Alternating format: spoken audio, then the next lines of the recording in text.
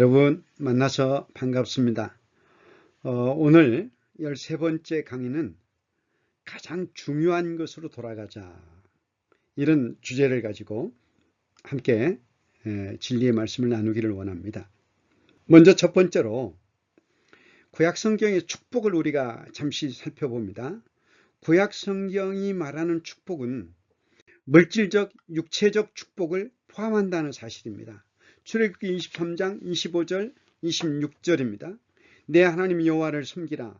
그리하면 여호와가 너희의 양식과 물의 복을 내리고 너희 중에서 병을 제하리니 내 나라에 낙태하는 자가 없고 임신하지 못하는 자가 없을 것이다. 내가 너의 날수를 채우리라. 아멘. 이렇게 하나님께서는 구약 광야교회 성도들에게 물질적이고 육체적인 축복을 약속하십니다.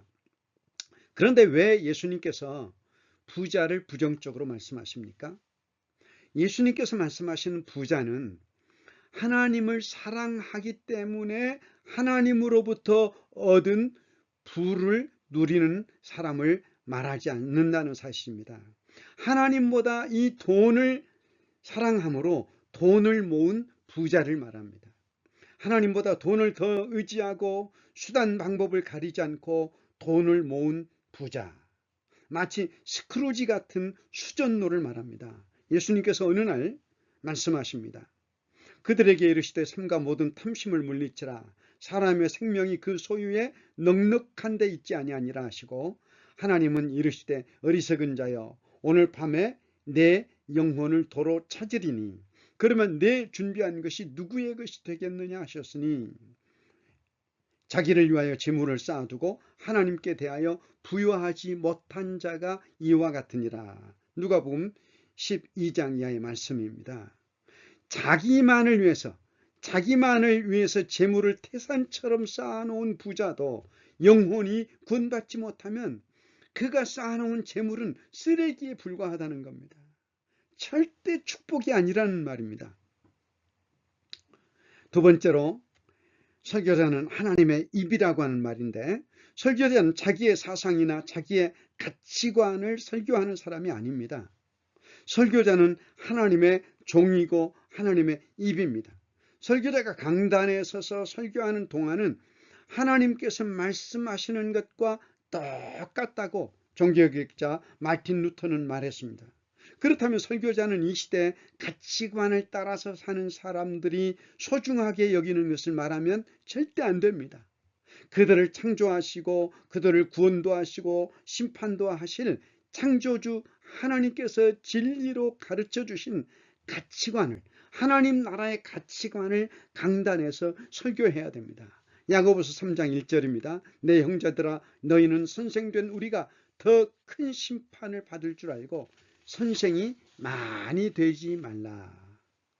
여러분, 이 말씀은 1차적으로는 말을 조심할 것을 가르칩니다. 그러나 2차적으로는 설교자에게 적용해도 무방하다고 생각합니다.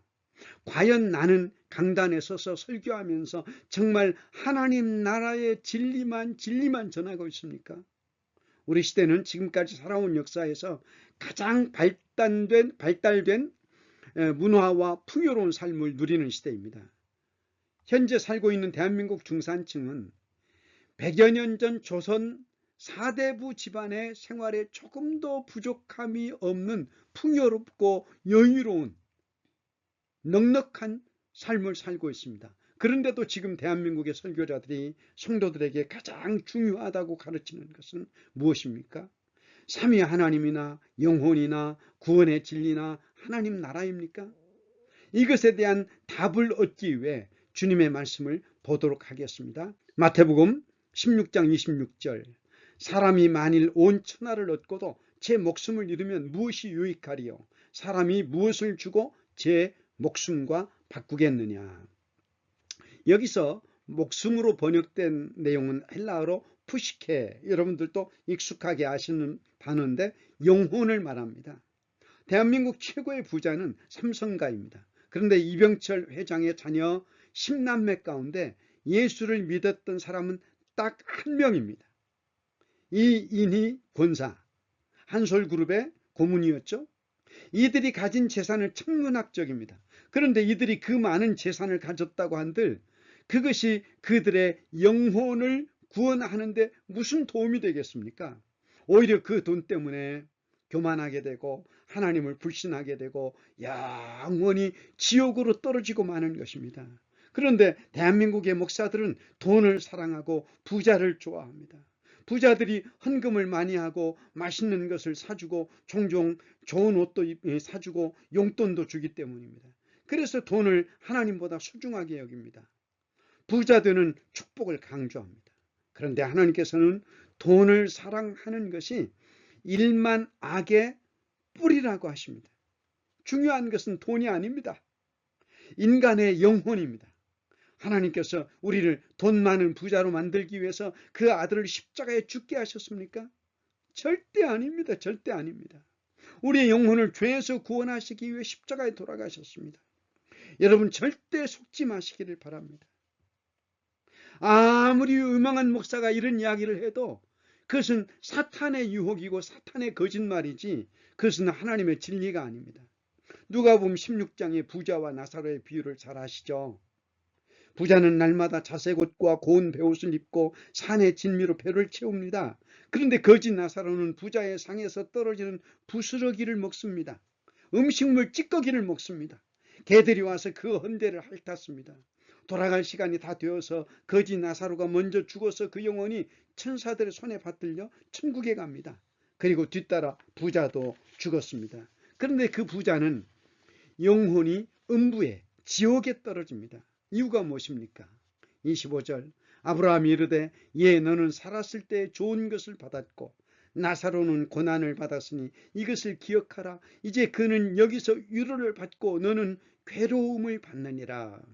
여러분 부자는 살아있을 동안은 좋은 것을 누렸습니다. 호의호식하며 육체만을 위해 살았습니다. 하나님도 없고 영혼도 없고 심판도 없고 내세는 더욱 없습니다. 그런데 거지 나사로는 고난을 받았지만은 육체적으로는 불행하게 살았지만은 그러나 나사로의 육체적 결핍이 오히려 가난한 마음으로 하나님을 바라보게 만들었습니다. 하나님을 의지하게 만들었습니다. 그래서 날마다 영혼의 소중함을 기억하면서 창조주 하나님을 믿고 영생을 준비했습니다. 비록 부자의 상에서 떨어지는 개들이 먹는 개밥으로 배를 채웠지만 나사로는 의에 줄이고 목마른 심정으로 날마다 하나님을 소망하며 살았습니다. 여러분 설교자인 우리는 성도들을 부자로 만들어주는 것이 사명이 아닙니다. 명심하시기 바랍니다. 속지 마시기 바랍니다.